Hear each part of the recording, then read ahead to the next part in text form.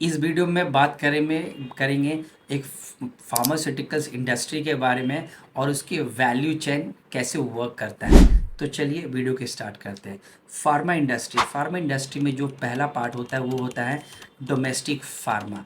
अब domestic pharma मतलब ये नहीं कि डोमेस्टिक ही होती है, वो फार्मा ऐसी भी कंपनी हो सकती है जो एक्सपोर्ट करती है।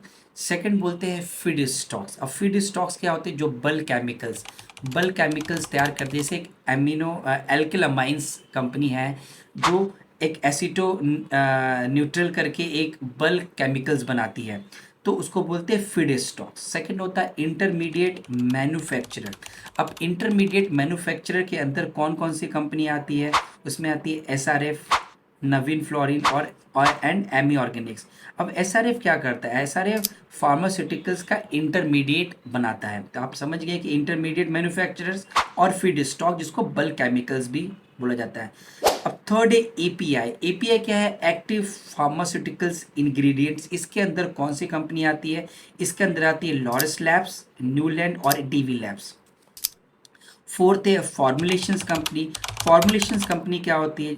के अंदर कौन कौन सी कंपनियां आती है? जैसे आती है सन फार्मा, डॉक्टर रेड्डी, लॉरस लैब्स, एलेम्बिक, अजंता फार्मा।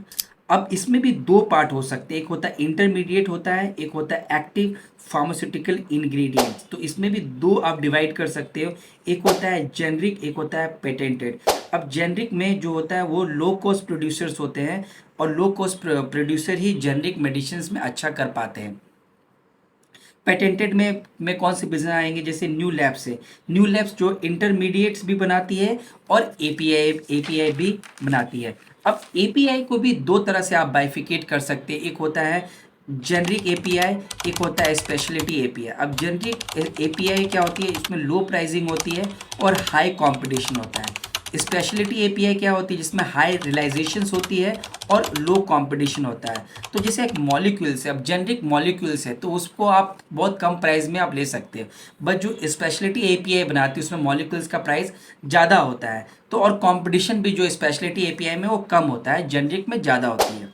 जो अब एक एमी ऑर्गेनिक्स कंपनी है, एमी ऑर्गेनिक्स क्या करती है? वो एक इंटरमीडिएट मैन्युफैक्चरर है। तो इंटरमीडिएट मैन्युफैक्चरर को भी दो तरह से आप दे सकते हैं, एक साथ देख सकते हैं आप जेनरिक से और एक देख सकते हैं पेटेंटेड से। अब देखेंगे फॉर्मुलेशंस कंपनी। फॉर्मुलेशंस कंपनी को आप कैसे कंज्यूम करते हो? जैसे सन फार्मा हुआ, डॉक्टर रेड्डी हुआ। सन फार्मा, डॉक्टर रेड्डी वो यूएस को एक्सपोर्ट करती है। तो तो आप फॉर्मुलेशंस कंपनी को आप मतलब क्या हो गया? जैसे कि आप एक टैबलेट लेते हो तो एक फॉर्मुलेशंस कंपनी है। इंजेक्शन के रूप में आप कुछ लेते हो तो एक फॉर्मुलेशंस का काम है। लॉजेंजेस के नाम पे लेते हो, जब या आपको गले में कुछ खराश है तो अभी आता है कि आप जैसे ले लेते हो कुछ कुछ चॉकलेट के हिसाब से, तो वो भी जो है फॉर्मुलेशंस कंपनी है। तो ये हो गया आपको फॉर्मुलेशंस कंपनी जो यूएस को एक्सपोर्ट करती है, सन फार्मा, डॉक्टर रेड्डी। बट कुछ ऐसी भी कंपनियां हैं जो रेस्ट ऑफ वर्ल्ड को एक्सपोर्ट करती है, जैसे हो गई Lincoln pharma, Caplin point. Domestic formulations भी कंपनियां होती हैं, जैसे अब सन फार्मा यूएस को तो एक्सपोर्ट करती है, बट डोमेस्टिक फॉर्मुलेशंस में कौन सी कंपनी है?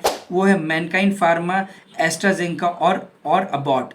अब डोमेस्टिक फॉर्मुलेशंस में भी दो तरह की थेरेपी होती है, एक होती है कॉरोनिक, एक होती है एक्यूट। अब कॉरोनिक थेरेपी मतलब लॉन्ग ड्यूरेशन। तो अब जैसे मुझे शुगर की बीमारी है, तो शुगर की बीमारी के लिए मुझे हर महीने दवा खानी पड़ेंगे, तो वो एक कॉरोनिक थेरेपी के अंदर है। एक्यूट मतलब मेरे हेड में पेन है और मैंने दवा खाया है सिर्फ वन टाइम सॉल्यूशंस के लिए। तो आशा करता हूँ पूरा वैल्यू चेन आप समझ पाएंगे कि एपीआई क्या होती है, स्पेशलिटी केमिकल कैसे करते हैं, इंटरमीडिएट्स किसको बोलते हैं, फॉर्मुलेशंस कंपनी क्या होती है, अब बल्क केमिकल्स क्या होते हैं, डोमेस्टिक जो फॉर्मुलेशंस कंपनियाँ क्या होती है।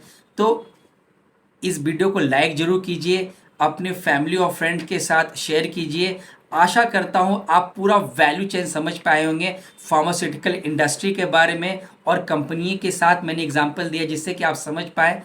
तो वीडियो को लाइक कीजिए, सब्सक्राइब कीजिए। मिलते हैं नेक्स्ट वीडियो में। Thank you.